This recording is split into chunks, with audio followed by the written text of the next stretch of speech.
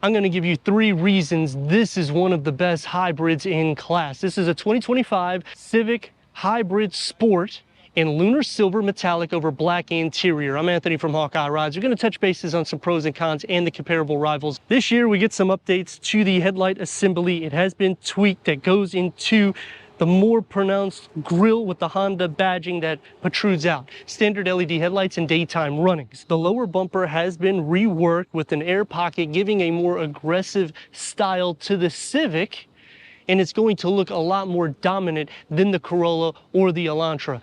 What's underneath the hood is what we've been waiting for.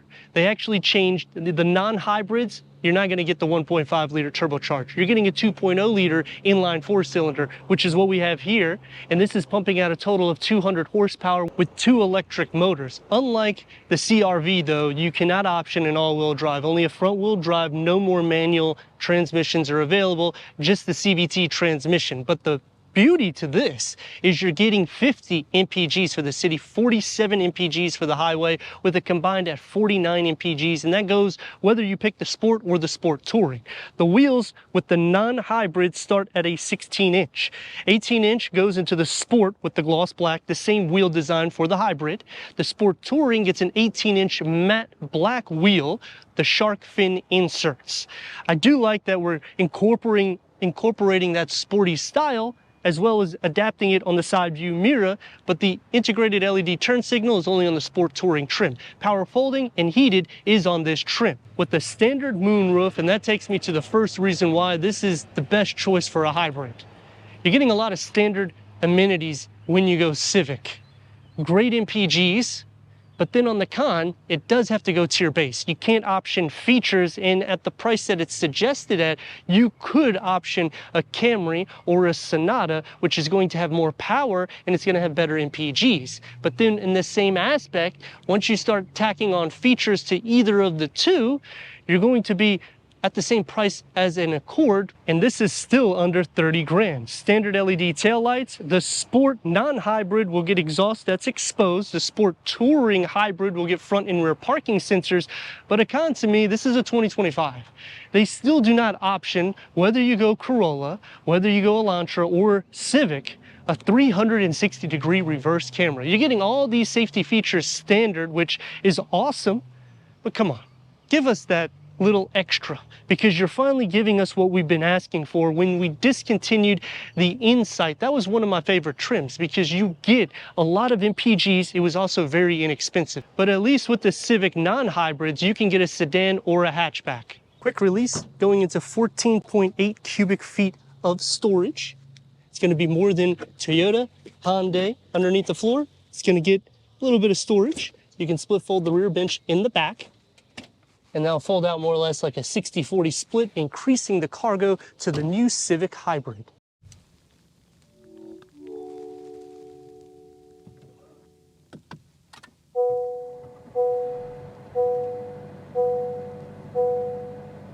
Six-way manual seat adjustment for the front. Heated seats are standard for the hybrid trim. Leather seats go into the Sport Touring hybrid, as well as 8-way power seat adjustment and 4-way manual seat adjustment. Sport pedals is standard on the hybrid trims. The new hybrid Civic headroom's not an issue, nor is leg space. The Civic dashboard is going to be the same in all trims. Auto dimming rear view mirror is only on the Sport Touring hybrid.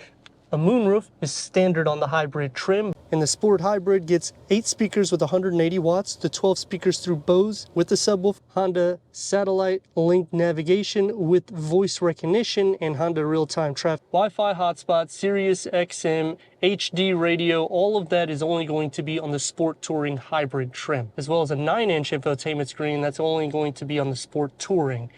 Apple CarPlay, Android Auto is not going to be wireless, and if you want a wireless charger, that's only on the Sport Touring hybrid. Put it into reverse or reverse camera, the trajectory does expand out and you can change the layout. Unfortunately, they do not offer any 360-degree reverse camera, standard dual climate control settings. And one con I have for me is it's hard to put my sunglasses. I have to literally lay them flat if I was to use this storage bay because it's not really enough from top to bottom. 12-volt charger, 2 USB ports, and the key fob for the new Civic Hybrid.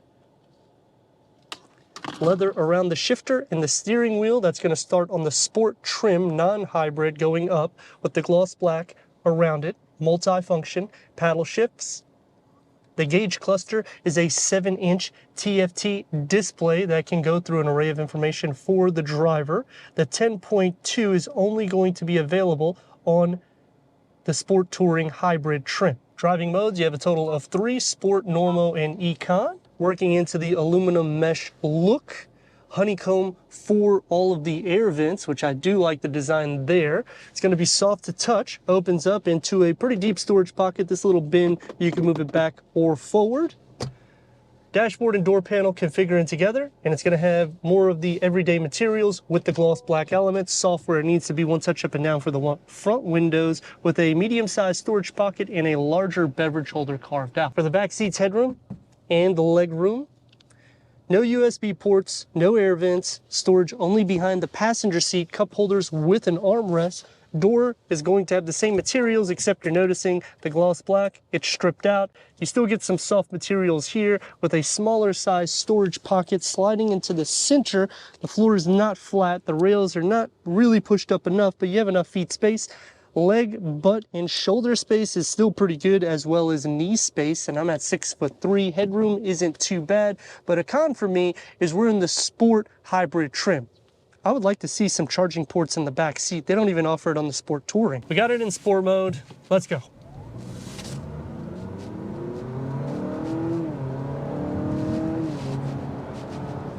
Now we're going to use the paddle shifts for the regenerative braking. This is all the way. You have about 4 different settings, and it basically is braking for me.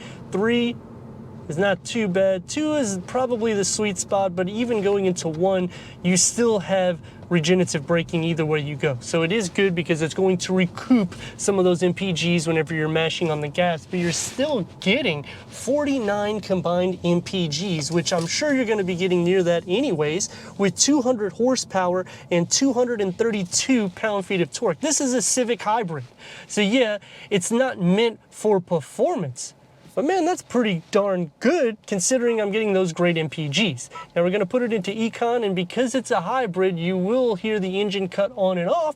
The CVT transmission, when you put it into Sport mode, will stay at a higher gear ratios, therefore making it give you that fun factor, and you're getting a lot of standard amenities like we were saying on the exterior.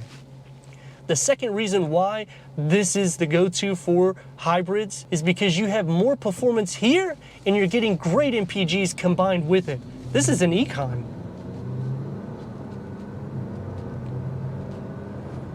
And I'm not trying to sound like I'm in love with it, but it's quite good, because when you go into Toyota or Hyundai, it's not going to have the same motivation in this trim level. You would have to go up into the Camry or the Sonata, in which those vehicles don't really compete with this, even though the price is close to those vehicles, which could give you an option. And for me, that's definitely a big problem, because why would you increase the price to where it is basically an LE to an SE Camry or even a base Sonata hybrid? But let me know your thoughts on that in the comments. As for the last reason why this is the vehicle to go for, interior space, cargo capacity, I mean, it's just a total value. That's why when the Insight was out, I used to review it all the time. I love that vehicle. It was in the low $20,000 pricing, which obviously every vehicle has increased, but discontinuing it, I feel, left a void in Honda. Now that we have the Civic, where it's a hybrid, it's exactly where it should be. 2 trims to choose from, so it's easier. On the interior features though, you're not gonna have a lot of different style color. You do have to go up into the Sport Touring trim, in which when you start thinking of that configuration, you are at a SE Toyota Camry with some features that's going to outclass this, and it's going to get a little bit better MPGs. It's also a little bit longer inside, as well as more cargo capacity. But if you're looking for that smaller vehicle that's not so small, because they did increase the length and the width with the refresh, giving us that Euro style, this is hands down the way to go, because the Corolla is going to be too tight and it's not going to be as fun as this, nor as practical in the sense that you could still fit a family in the vehicle and get all those MPGs. And it's so much more power underneath the hood of this. Going into the Elantra, it has that driver focused setup. This, you don't have to worry so much in that category. This is literally a family sedan.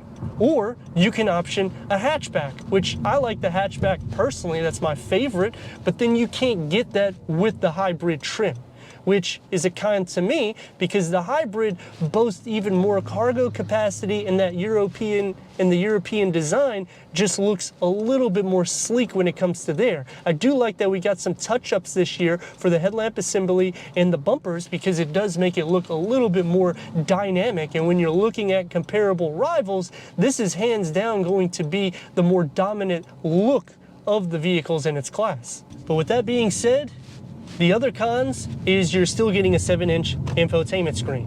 When you're in the hybrid trim, because there's only 2 to option, I feel like it should be a standard 9-inch as well as the 10.2-inch gauge cluster, because it gives you a lot more value as it is. So just give us those features. I understand not giving the navigation or the Sirius XM or the Bose sound system. That makes sense.